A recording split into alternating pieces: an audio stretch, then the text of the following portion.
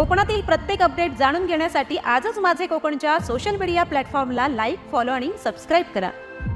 खेड तालुक्यातील उत्कृष्ट निवेदक उत्तम कुमार जैन यांना शब्दांच्या पलीकडले या पुस्तकाच्या ब्रेल रूपांतरण प्रकाशन सोहळ्यामध्ये विशेष सन्मानाने गौरवण्यात आले आहे. घराडी येथील नयनबिंदू सभागृहामध्ये कोकण मराठी साहित्य परिषद मालवण शाखेच्या वतीने आयोजित कार्यक्रमात ज्येष्ठ साहित्यिक सुरेश ठाकूर यांच्या हस्ते त्यांना सन्मान चिन्ह प्रदान करण्यात आले.